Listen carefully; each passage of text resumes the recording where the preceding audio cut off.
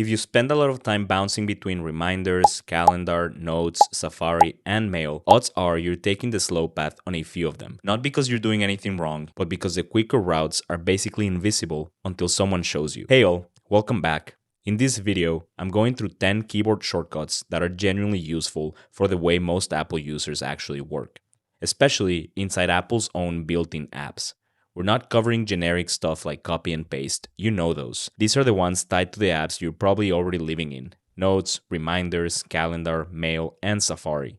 Some of these will save you a few seconds here and there, others will change how you interact with your Mac entirely. And toward the end, I'll share one that most people completely overlook, even though it works system-wide. With that said, let's get into it. Now, there's one tool I'm deliberately not spending much time on here, and that's Spotlight, which you open with Command plus the spacebar. Not because it isn't powerful, it absolutely is, and it's a shortcut multiplier in its own right, but because I already covered it in depth in my last video, so I won't rehash all of it here. If you missed that one, go check it out, because everything I showed there pairs perfectly with what we're about to get into. The short version, Spotlight lets you create calendar events, open reminders or notes, and trigger actions across your apps in under a second without ever touching your trackpad. And one more thing before we dive in.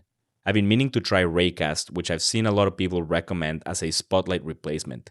I'm planning to give it a real shot and make a video on it soon. So if you got any tips, favorite extensions, or workflows, drop them in the comments below. I'd love to hear how you're using it. Now let's get into Notes, because this is one of the apps where keyboard shortcuts make the biggest difference and are also the most underrated. The first one is fn+q. This creates a quick note from anywhere on your Mac, no matter what app you're in. You don't have to switch to Notes first. You don't have to find the app in your dock or open it in Spotlight.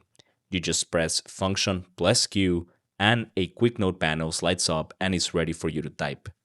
In my personal setup, this is how I capture almost everything. Random thoughts, things I want to look up later, notes from my conversation. It's fast and it's frictionless. Here's a pro tip. By default, pressing function plus the letter Q picks up where you left off on your last quick note, instead of giving you a blank one. If you'd rather start fresh every time, head into the note settings and uncheck always resume last quick note. Now, every fn+q keystroke gives you a clean blank note ready to go. The second Notes shortcut is Command+N, which creates a brand new note when you're inside the Notes app.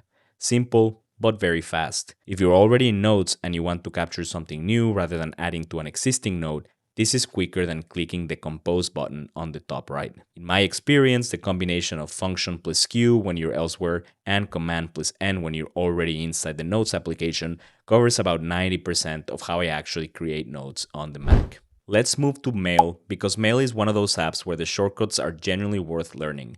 You probably open it multiple times a day, and every second you save really adds up. The first one I'd recommend is Command R to reply to a message. You just highlight or open the email you want to respond to and hit Command R. No clicking the reply button, no moving your hand off the keyboard. If you need to reply to everyone on the thread, add Shift. Shift plus Command plus R, and when you're done composing and you're ready to send, hit Shift plus Command plus the letter D, and that'll send your email. I'll be honest, Shift Command D for send is one of the Mail shortcuts that took me the longest to build into muscle memory. But once it clicks, it's second nature. You just write and send without ever reaching for the mouse. The other Mail shortcut worth knowing is Command+N to start a new email message. Again, that's very simple, but if you're already in Mail, it's much faster than mousing up to compose. By the way, as I go through this, don't feel like you need to memorize all of them. Pick 2 or 3 that you think will genuinely help you and forget about the rest. The whole idea here is to make your workflow faster, not turn you into a walking dictionary of keyboard shortcuts. Cramming 10 new shortcuts into your head at once is a great way to remember none of them. So just grab the ones that fit how you actually work and let the rest go. Now Safari. And here's where I want to spend a little more time because there are a few that are genuinely useful and not very obvious. The first is Shift Command R for reader mode. If you've landed on an article with a cluttered layout, aggressive ads, or a background that makes the text very hard to read, this shortcut strips all of that away and gives you a clean, focused reading view. It works on most editorial sites and long-form content pages.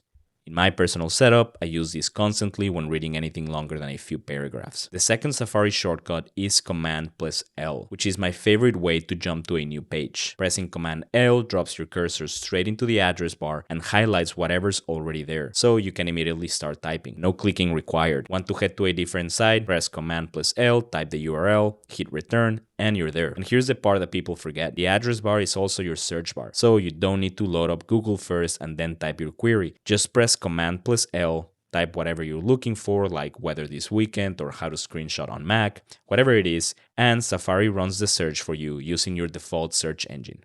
New page or quick search is the same two moves, Command-L, then type. It's one of those shortcuts that feel small until you're using it 50 times a day. The third Safari shortcut is Control-Tab to move forward through your open tabs and Shift-Control-Tab to go backward. If you have several tabs open, which most of us do, this means you never have to mouse over to the tab bar to switch between them. You can navigate your entire browsing session from the keyboard. Let's talk about calendar and reminders together because the shortcuts here are worth knowing even if they're a bit simpler.